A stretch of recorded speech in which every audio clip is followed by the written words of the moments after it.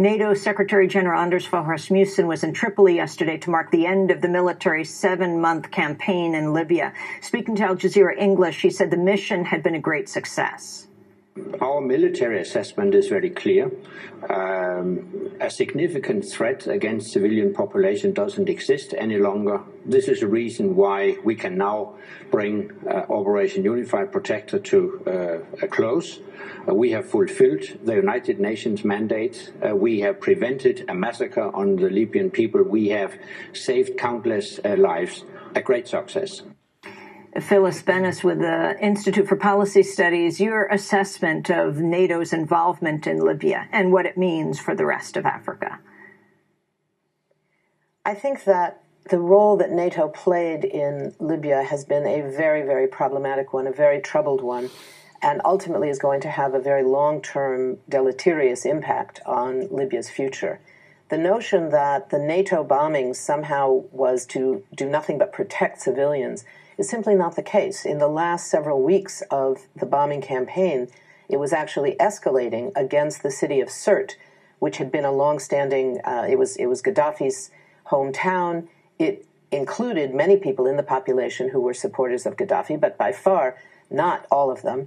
And yet the bombing of that town had been ferocious. There were huge numbers of civilian casualties, many of them caused by the Libyan bombing. I don't think we have anything close to accurate numbers yet. But the notion that the people of Sirte, the civilians of Sirte, were being protected is simply specious. It's simply false. The civilians of Sirte were a target of NATO, not being protected by them.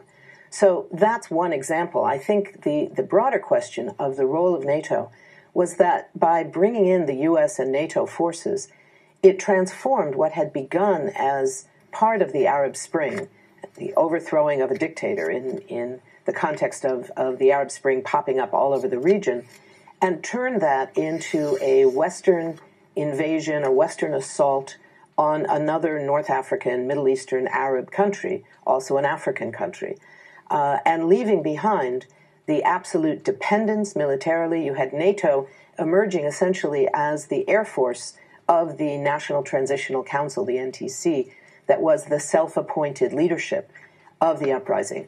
You have a situation now where the militias that fought against Gaddafi have made clear that they don't believe the NTC speaks for them. They don't believe the NTC is their legitimate leadership. They don't feel accountable to them.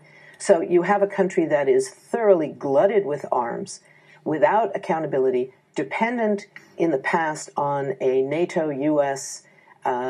Military presence and military action. And where it goes now is very unclear. There have been statements by the earlier leadership that they would, quote, remember who their friends were, and they would make sure that they were treated well in a post-Gaddafi Libya. That was widely interpreted to mean that the countries that had provided military support to the anti-Gaddafi forces would gain a privileged position regarding Libyan oil contracts, etc. The irony, of course, here, Amy, is that this was not a war for oil in the classic sense, where there was a need to overthrow a dictator in order to claim the access to Libyan oil. Libyan oil was very much in the pockets of the NATO countries, Europe, the United States. Relations with Gaddafi were as friendly and chummy as could be.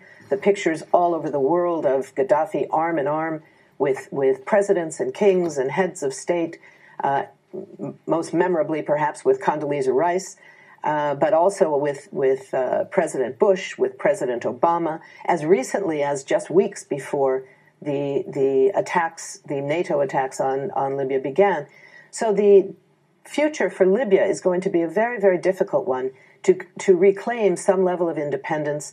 The new leadership that is emerging that includes both forces close to the U.S., close to the CIA for many years, as well as Islamist forces of a wide variety of sorts, as well as Libyan more secular forces that have wanted to challenge the political repression that characterized the Gaddafi regime, despite widespread well-being in terms of economic and social rights.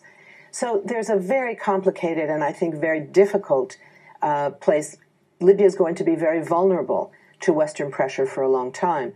Further afield, further in the rest of Africa, you have a situation where the rising role of NATO looks very dangerous. We saw just in the last 24 hours or so, with Kenyan troops moving massively into Somalia, claiming to be going after the Shabab militia, but in the process, there were bombings, significant bombings of a refugee camp with a number of people killed, dozens injured, not going after the militias, but going after the refugees, internally displaced Somalis who are fleeing the violence.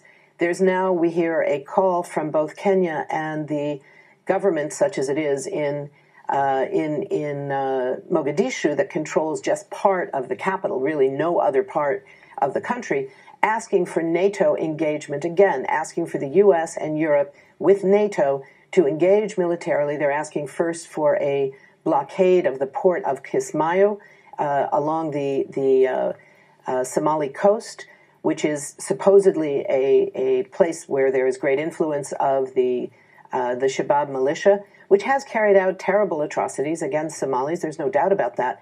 But bringing in outside forces, bringing in more military forces, more men with guns, inevitably leads to more civilian casualties, not fewer. So the prospect of escalating the war in Somalia still further by bringing in NATO is a very bad example. It's an example potentially of the look of NATO expanding its own self-defined mandate from being initially to defend its own members, the North Atlantic Treaty Organization, it was called, of course. It was a Cold War creature. It was created by and during the Cold War to go after the Soviet Union. That's what it was all about. With the end of the Cold War, instead of saying, we've finished that job, they have now expanded beyond that mandate, first to take up all the various questions and engagements and military involvement in Bosnia, in Kosovo, and now we're seeing the involvement of NATO first in Libya and perhaps elsewhere in Africa. You see at the same time, in parallel to a rising NATO role, you see the role of AFRICOM, the U.S. Africa Command, which at least at the beginning of the NATO engagement was in command of U.S. forces in NATO. And despite efforts to claim that AFRICOM is really about healthcare and AIDS education and women's rights to be carried out by the U.S. military, we have a very serious reality that Africa now provides more oil to the United States than the entire Middle East. So the notion that this is somehow a humanitarian goal, which just coincidentally is going to be carried out by the U.S. military in the name of Africa Command, simply boggles the imagination. This is the expansion of U.S. military control of Africa. And we're seeing, if we look at NATO as a whole and who are the powerful military forces within NATO, these are the former colonial powers in Africa. And I think that this is something that the African Union is going to be very much on guard against, and I think people across Africa are going to be seeing it that way. We have a history where no African state, except for the president of Liberia, who just won the who just won the Nobel Peace Prize this year, Ellen Johnson Sirleaf, is the only African head of state who offered to host Africa Command. The Africa Command turned it down because they believed that the situation in Liberia, the infrastructure was not sufficient. But no other African country was prepared to welcome this U.S. Military base on their soil. Whether that will change with the fall of Gaddafi, the emergence of a new government in Libya, presumably very dependent on, friendly towards the United States and NATO, whether Libya, for example, could emerge as a host of the Africa Command remains to be seen, but it means a very dangerous period underway for Africa. Phyllis Bennis, I want to thank you very much for being with us, fellow at the Institute for Policy Studies. Among her books, Challenging Empire, How People, Governments, and the UN Defy U.S. Power. When we come back, we'll take a look at Afghanistan. Stay with us.